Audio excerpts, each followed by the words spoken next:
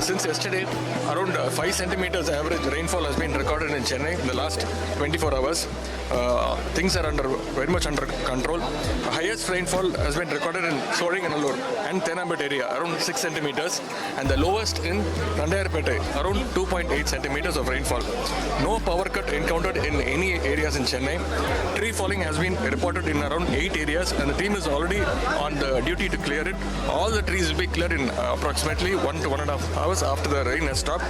26 teams from NDRF and SDRF have been readily positioned in Chennai and all the coastal areas.